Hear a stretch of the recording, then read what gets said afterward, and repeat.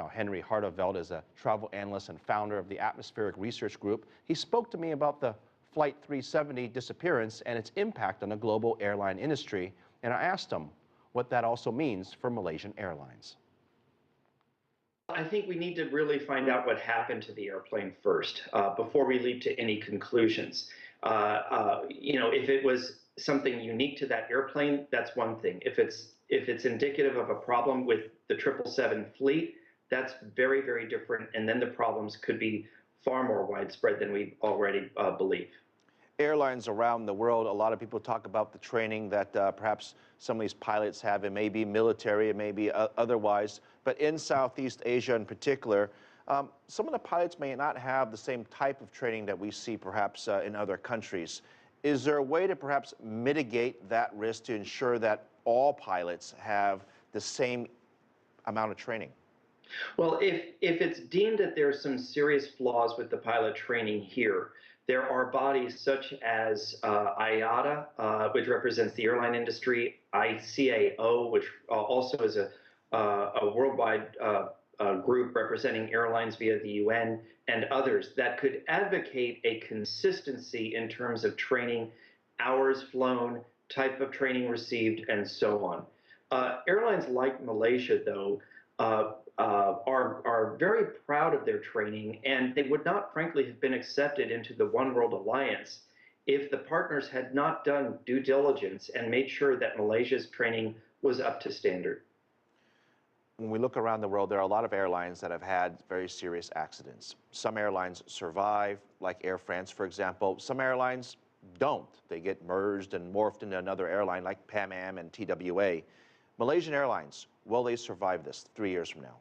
That's a really good question. I actually used to work for TWA. TWA 800 did contribute to that airline's demise, but that was a function of poor financing and failure to invest in its fleet. Malaysia Airlines is 52% owned by the Malaysian government, or branch of the Malaysian government.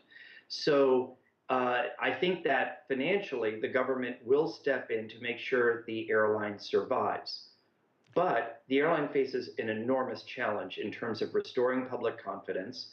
I think it's going to have to look at replacing its CEO and, depending on what we determine, possibly other members of its leadership as well. Well, Henry, you bring that up. I mean, they've been criticized, for our audience, they've been criticized for the way they've been handling this crisis that they're dealing with right now. And some folks would argue that this is going to have a very long-term impact on the airline.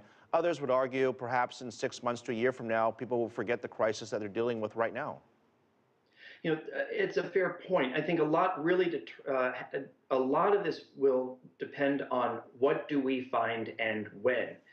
Air France, for example, was very serious about cooperating with authorities, and they and Airbus and others worked to try to find the wreckage of Air France 447 a few years ago. It took them 2 years, but they were successful.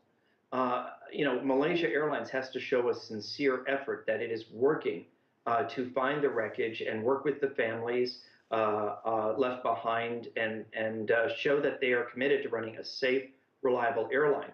But I don't have high hopes that the current management team are necessarily the people who can and should lead the airline. I think they should explore looking for a new CEO, and I think they need to look at possibly other new leadership as well. I watched the press conference when they announced that the plane had, quote, ended. And there was a lot of criticism that the families of the victims were sent text messages notifying them that essentially their loved ones were dead at that point. Should that have been handled very differently? Absolutely. As someone who's spent a career in marketing, communications are critical at a time of crisis. And having worked for airlines where we have lost aircraft, I can tell you that you want to brief families before you brief the public.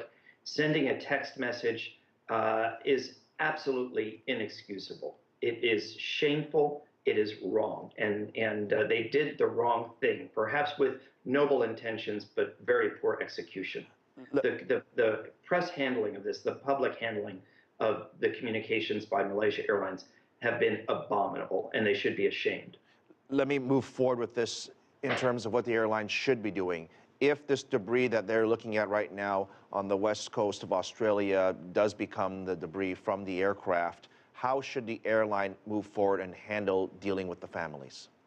Well, I think they need to be very careful. This is what they need to do is first make sure they have definitive evidence of what happened, gather all the facts, and then bring the families together and hold a private briefing with them and share as much information as clearly and as fully as possible.